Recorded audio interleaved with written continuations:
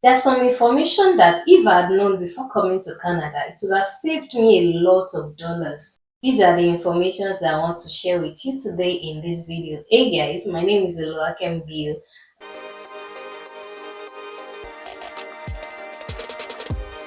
Welcome back to my channel. In this video, I want to share some essential tips for new immigrants, whether you are on your way to Canada or you are in Canada, or things that you should do as soon as you have your COPR with you, either as a student, as a PR, or work permit. Stay tuned, let's dive into all of this information. So I will section all of these talks into pre-arrival and arrival.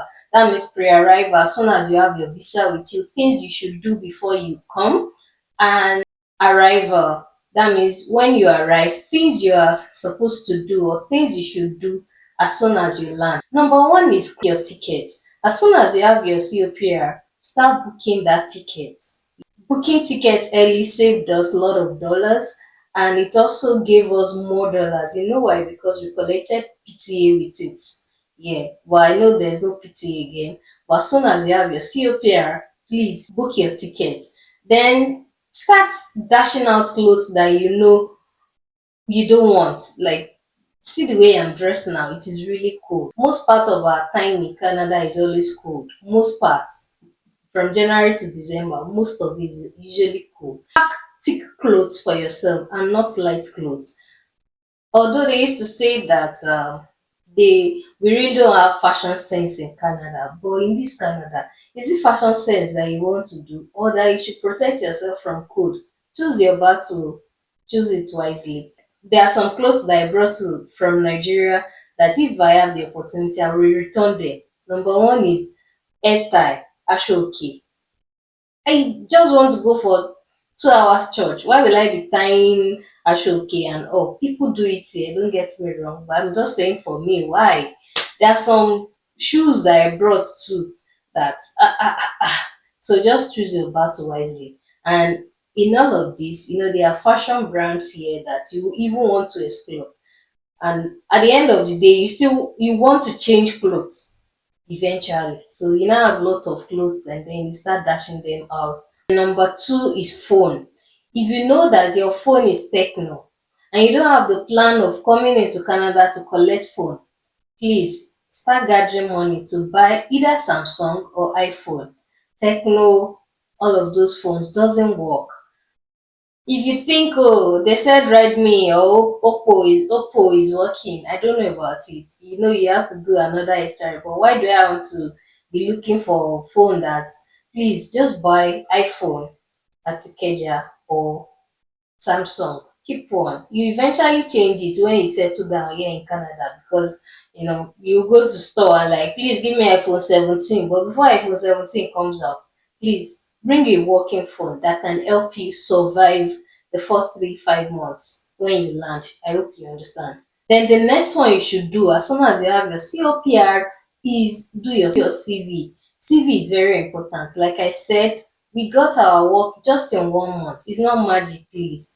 We've When we got our COPR, we stayed in Nigeria for another 3 months. Those period, we arranged our CV. I was doing interview while in Nigeria. I'll get to how we were able to do it soon. But we arranged our CV, went on Google. Thanks to ChatGPT now that you can easily tell ChatGPT to write a CV for you in Canadian style. Go to Indeed. Indeed is one of the websites that we use here. Go to Indeed, go to LinkedIn, check the requirements of that job, check the experience, put it on ChatGPT to help you to do your CV. Use ATS because most of what they do here is ATS kind of CV thing. Read about it, ATS, please. So do your CV. And then another thing that you can do for that CV part is buy a Canadian number while in Nigeria if you know that you still want to stay for another 3 months. Like I said, we stayed another 3 months. So we went ahead and bought Fongo. Fongo is like an eSIM that gives us an international number, Canadian number specifically. So we were able to put that number on our CV, and then when we fill in for a job, they send an email, call us, phone interview, Like if you check one of my video, I showed you when I was doing a phone interview way back. Like you need to go back to watch that video with one of the complaints here, even before I arrived. And a lot of people got job even before they arrived because of all these methods. So you want to make use of all of these methods to do your CV, use phone go to get a Canadian number, and boom, fill in those applications. And then another tips pre-arrival is to check in for settlement agency.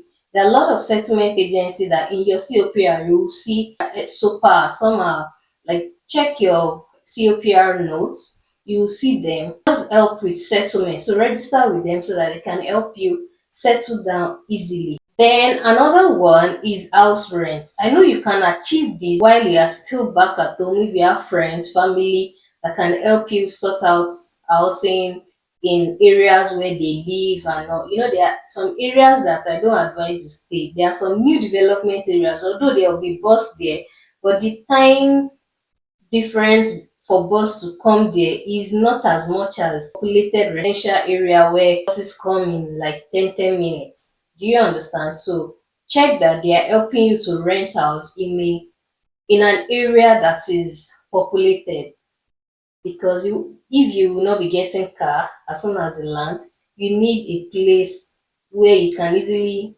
walk like few minutes and get a bus, and not stay or walk a long distance before you get a bus. Reach out to your friends, reach out to your family to help you with accommodation. Very important, except if you want to be staying with them for a while or you want to rent Airbnb. If not, they can help you. It is tedious, but it is achievable. You saw in one of my video when I went to help a subscriber to get an accommodation even before they arrived. It is tedious, really, on my part too, because there are a lot of documentation they were asking for. Ah, but it is achievable. The last one, pre-arrival. It is the food part. Please pack food. You know, my own ideology is bring food that can survive you for the first 2 days that you land. Either you are renting Airbnb, there will always be something for you to cook, or maybe a pot, a cup, is something. Do you know? And most of our flight comes late at night. Imagine, and they will be giving you food that there is no pepper, there is no anything. You know, all those noodles that you brought, our grounded pepper. You know, when you put them together in the morning, you can eat though. Abi, am I not? Like me, I brought small rice, beans. I brought a lot of things. I even brought salt, small. I know these are not things that why are we bringing salt in Canada? There are a lot of salt. I know, but I'm saying that pack all of these things so that it can survive you for few nights before you get yourself. Because if you are new in that area, you don't have a friend, you don't have anything. The first few things you'll be doing when you arrive is how to get your SIN, how to go to bank, how to do this before you now settle down that mama gel, I'll eat too. Do you get? That means you keep buying food, and we have few African restaurants here, but most of the who will even drive you to African restaurants? It's not like it's on the road like that. That means for SIN, where you get your SIN, maybe there's a store that sells burger. That means for the first 5 7 days you'll be eating burger, eating please. So please pack food. Like pack. I did a video on what to pack and what not to pack. Check the video out on what I packed. In essence, I'm saying that pack food that can survive you for the first few nights that you land. Do you understand? Do you understand? Like bring sachet tomato, bring sauce, bring sugar, bring small rice, bring one spaghetti, bring everything that can survive you. Like think about things that you do that can survive you. Like even if it's concussion rice, concussion spag. Do you understand? So pack pack food, especially African food. And when I mean African food, I mean palm oil. There's a way you can pack your palm oil that it will pass. Just buy the palm oil, put them in small bottles, freeze it, let it be very like frozen, and then wrap them, put them in middle of your clothes. it won't be detected. They don't have issue with you bringing palm oil in Canada. I think the only problem they have is in Nigeria. So pack it very well. If you know, you know. And that ends the pre-arrival part of. So before we continue, I got this package from Okify. Okify is an online store for all your designer. Please check them out. This is the website to Okify. Check them out on Instagram, on TikTok. They are everywhere. They sent me this designer bag. So let's unbox it together. Yay! Let's see what is in it. Oh, they got lot of information for me. And this is the bag. You know, I told you. Please go to the Instagram page and tell them you are from me because Oluwakemisorinolu.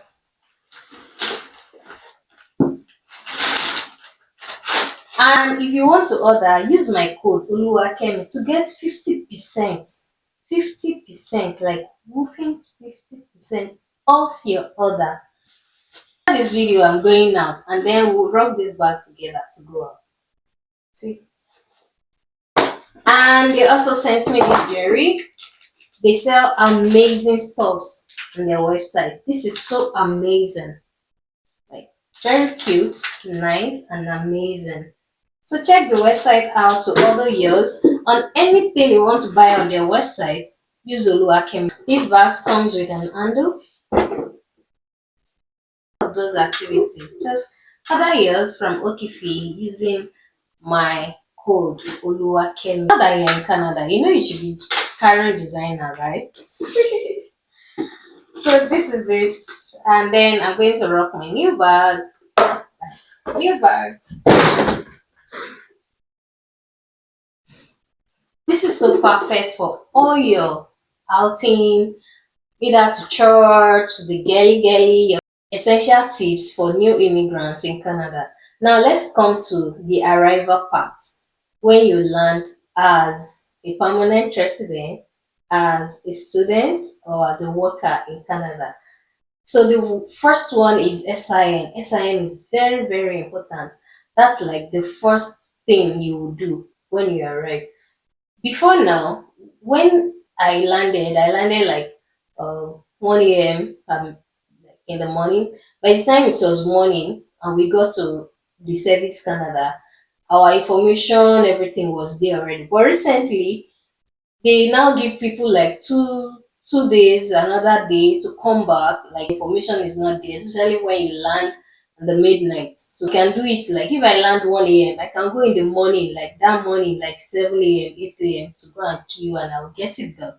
But recently I think they're having issues. I don't know. Please confirm that you can get it done before you leave your house in code. You can also call them if you are in doubt before you head out because I know you'll be using Uber or your friend, family friend will be taking you. So don't waste that opportunity. Maybe you put a call across before you go. SIN is the foundation of every other thing that you will be doing here in Canada. The next one after your SIN will be to get a SIM card. There are a lot of phone complaint, network complaint here. Me, I'm using Kudo. It's kind of cheap. There are a lot of other ones, cheap ones, and you now want to use like I am senior, like name, like the way we use name in Nigeria, like MTN and or then you now start going for Rogers, like Bell, MTS. But if you just want to have a SIM that can call everywhere in Canada for free, Kudo is not bad. Fido is not bad. There's freedom is not bad because you have to check that all of these they are monthly payments like that you have to be paying. So right now I think my kudo is like 30 something dollars, which is not bad. Now if you now go to Bell, that is $60, $65 on top waiting now. As in when you land, you know every dollar means a lot because you'll still be converting, you'll be having conversion syndrome. So please make sure that you are using, although you can port later, but just get it right. So all those names I've mentioned is not bad for SIM card. And for bank, another thing that I would say before getting to bank is make sure you are using your referral. Referral means a lot here. Like someone is using oh, use my code to register. It gives the person money. It gives you money. Like someone just giving me $50 because I'm referring you to use CIBC. So check around, check your friends. Oh, which bank are you using? Do you have a referral code? Let me use it. It's as much as it's giving the person money, it's giving you some dollars too, some money. So please check referral. So for bank, you can use the CIBC. CIBC for new 2 years free, and then every other time you'll be making payments. Payments. There are a lot of payments, but we want to reduce it as much as possible. So make sure that reducing payments. So CIBC gives 2 years. I think RBC gives 2 years or 1 year. TD gives like 1 year. Or, I don't know, but I'm using CIBC. If you want my CIBC referral code, you can ask for it. So some banks will want you to book an appointment with them. Some you just fill it online. Like if I give a referral code, just fill it online, and then you check the bank that is close to you, and then you go to that bank and finish up the process. Some requires you to call them, and some you can do a walk-in. We filled ours online, and then we walk in into the CIBC.